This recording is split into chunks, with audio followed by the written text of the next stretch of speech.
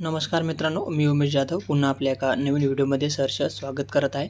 तर मित्रांनो, जे विद्यार्थी या ठिकाणी फेब्रुवारी मार्च 2025 मध्ये 10वीची परीक्षा दिलेली आहे आणि यांचा रिझल्टसुद्धा या ठिकाणी जाहीर झालेला आहे। यामध्ये जे विद्यार्थी नापास झालेले आहेत, ज्या विद्यार्थ्यांचा 1-2 विषय या ठिकाणी राहिलेले आहेत, तर यांना बोर्डाकडून दरवर्षीप्रमाणे यावर्षीसुद्धा संधी देण्यात येत आहे। तर यांना आता एक्झाम फॉर्म कधीपासून कधीपर्यंत भरता येणार आहे, एक्झाम कधी राहणार आहे, याची सविस्तर माहिती या व्हिडिओमध्ये आपण बघणार आहोत। चला तर व्हिडिओला सुरुवात करूया। त्यापूर्वी चॅनलवरती जर पहिल्यांदा आला असाल तर चॅनलला सबस्क्राइब करून सोबतच घंटेचं बटन प्रेस करून ठेवा, जेणेकरून आपल्याला 10वी-12वी बोर्ड परीक्षेसंदर्भातली अपडेट वेळोवेळी मिळत राहील। चला तर व्हिडिओला सुरुवात करूया।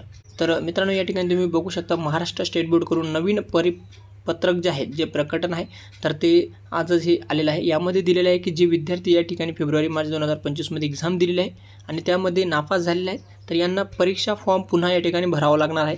त्यांच्या शाळेत जाऊन जे आहे तर तुम्हाला हार्ड कॉपी एक एक्झाम फॉर्म दिला जाईल, तो तुम्हाला मी शेवटी दाखवणार आहे किंवा तुम्हाला डिस्क्रिप्शनमध्ये लिंकसुद्धा देईल, तिथून सुद्धा तुम्ही तो डाउनलोड करून भरून तुमच्या शाळेत जमा करू शकता। परंतु यासाठी काही डेट्स या ठिकाणी दिलेले आहेत, जसे की बघू शकता, जर तुम्हाला नियमित शुल्कमध्ये भरायचं रेग्युलर फीसमध्ये तर 15/5/2025 ते 24/5/2025च्या दरम्यान तुम्हाला एक्झाम फॉर्म तुमच्या शाळेत जाऊन तो भरावा लागणार आहे।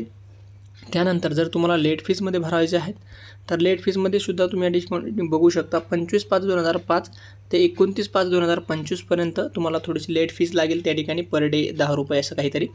तर ते तुम्हाला एक्झाम फॉर्म भरायचे आहेत। तुमच्या शाळेत जाऊन तुम्हाला हा एक्झाम फॉर्म भरून घ्यायचा आहे। तो एक्झाम फॉर्म कसा भरायचा आहे याच्यावरती सुद्धा तो व्हिडिओ आपण डिटेलमध्ये बनवलेला आहे। तर अशा पद्धतीचा एक एक्झाम फॉर्म तुम्हाला दिला जाईल। तुम्हाला त्यासोबतच आधार कार्ड झेरॉक्स, पासपोर्ट फोटो, त्यानंतर जे रिझल्टची प्रिंट वगैरे आहे ऑनलाईनची, ती या ठिकाणी जोडावं लागणार आहे आणि अशा पद्धतीचं पूर्ण फॉर्म तुम्हाला भरावं लागणार आहे।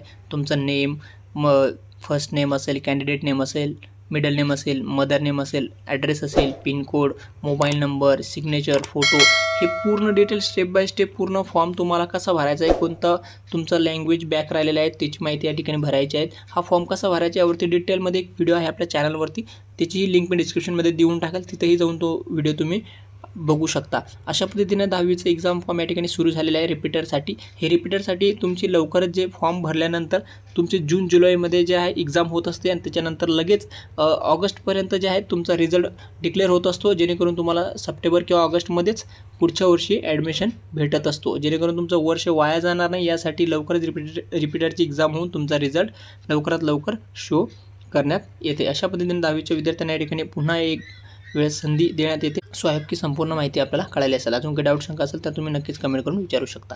चला मग भेटू आपण अशाच अपडेटसोबत नवीन व्हिडिओ। धन्यवाद। जय हिंद, जय महाराष्ट्र।